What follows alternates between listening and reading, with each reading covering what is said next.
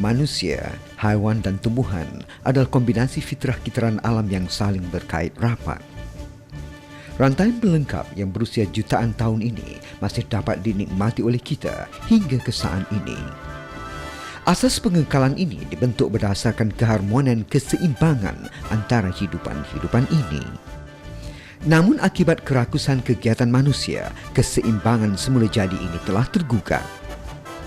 Penggunaan racun kimia yang asalnya bertujuan menghindar serangan musuh tanaman turut memusnahkan habitat lain sekaligus memusnahkan sebahagian kitaran semula jadi ini. Selain itu, wujudnya penyakit-penyakit baru disebabkan banyak bahan makanan terdedah kepada bahan beracun merupakan antara isu sejagat yang masih belum terungkai. Akibatnya, krisis makanan dan penyakit kepada manusia menjadi bertambah kronik kepada penduduk dunia. Menyedari kemelut ini, Kerajaan Negeri Selangor telah mengambil langkah memperkenalkan kaedah baru dalam penghasilan pertanian di negeri ini.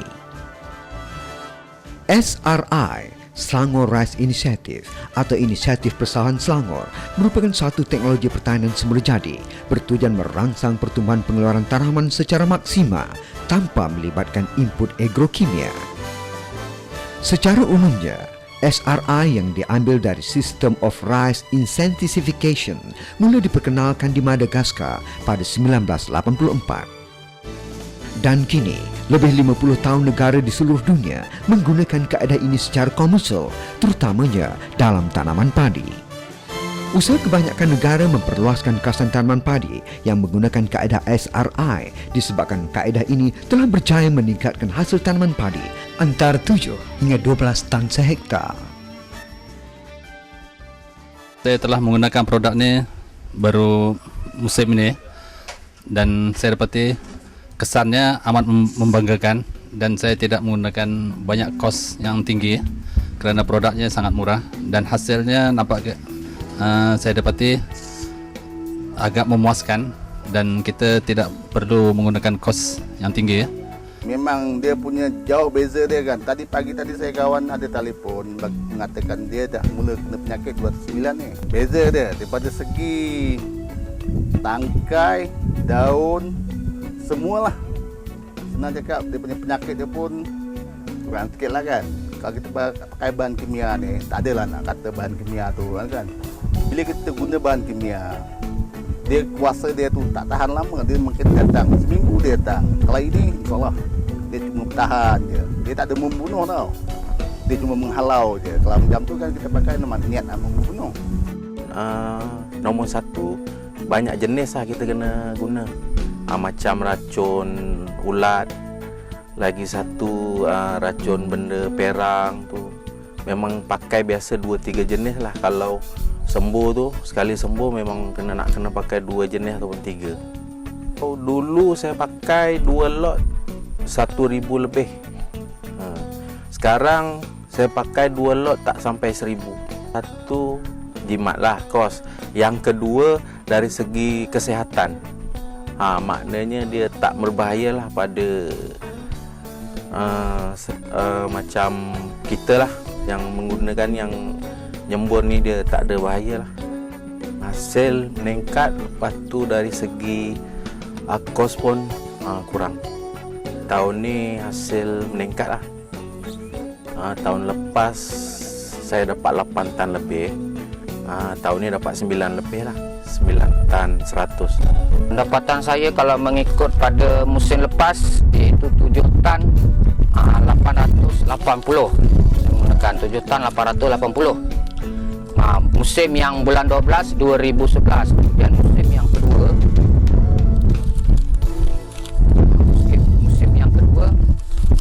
saya naik sedikit pendapatan saya, iaitu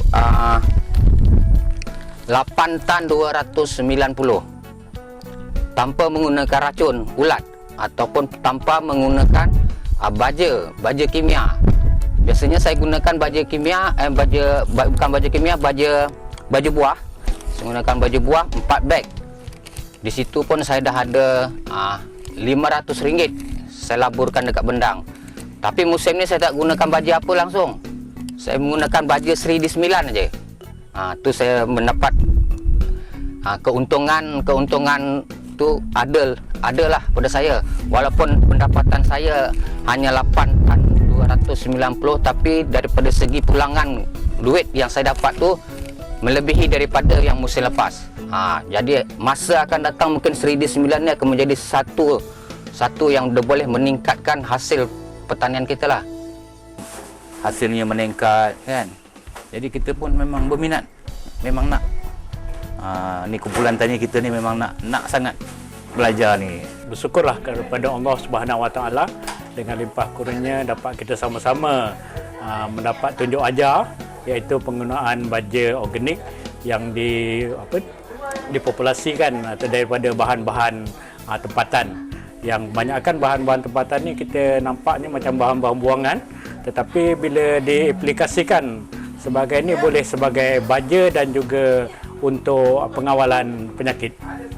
Saya juga mengucapkan terima kasih lah kepada tunjuk ajar daripada Pak Tam, atau lebih glamour lah dipanggil Pak Tam, dan juga daripada Jabatan Pertanian Sabak Benam yang sudi untuk menganjurkan ataupun memberi tunjuk ajar kepada penduduk-penduduk dan juga petani untuk mengaplikasikan baja ni dan juga sebagai untuk kawalan musuh penyakit. Matlamat jabatan ni tak lain tak bukan untuk meningkatkan pendapatan petani. Jadi untuk meningkatkan hasil tu agak susah. Jadi cara untuk meningkatkan pendapatan ni kita kurangkan kos. Pasal apa? Sekarang ni kita yang membelenggu petani-petani kita sekarang ni adalah masalah peningkatan kos operasi dalam tanaman padi lah. Jadi dengan cara yang kita buat ni, saya nampak dapat banyak menjimatkan penggunaan racun.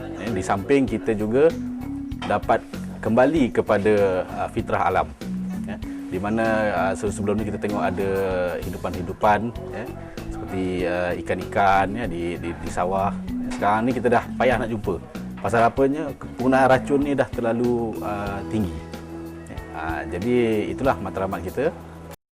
Faktor penjimatan air sehingga 50% berbanding tanaman padi biasa juga antara penyebab penggunaan kaedah SRI sangat popular di beberapa negara pengeluar beras dunia seperti di Thailand, India, China, Indonesia dan Vietnam.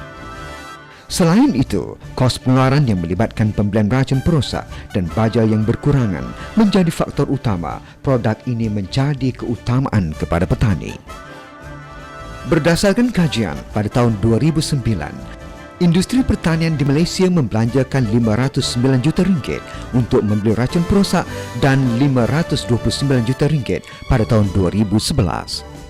Manakala di kawasan jelapang padi di barat Laut Selangor yang merangkumi lebih 20,000 hektar sawah padi, kos penggunaan racun perosak dianggarkan bernilai RM30 juta setahun. Statistik oleh Hospital Tanjung Karang pada tahun 2005 hingga 2009 mencatatkan 14 kes kematian daripada 94 kes serius akibat kesan sampingan daripada penggunaan racun perosak yang melibatkan para pesawah di kawasan tersebut. Fakta-fakta ini menjadi petunjuk kepada Kerajaan Negeri Selangor untuk mencari jalan terbaik ke arah mewujudkan sektor pertanian moden yang bukan sahaja bertujuan meningkatkan hasil tanaman secara komersial, malah selamat kepada petani dan pengguna. Dalam usaha menjabar luas maklumat serta teknologi SRI, Kerajaan Negeri dan Jabatan Pertanian Selangor mula mengorak langkah memperkenal teknologi ini kepada para pesawah. Kaedah yang berasaskan sumber alam semula jadi ini dijangka menjadi teknologi pelupur kepada industri pertanian dunia di masa depan. Teknologi SRI adalah kaedah murah, mudah, mesra alam dan selamat, malah ia menjadi asas pelengkap dalam menghidupkan kitaran ekologi semula jadi yang bersumberkan khazanah alam untuk dikembalikan kepada manusia dan kemanusiaan sejagat. SRI, pilihan bijak lagi selamat.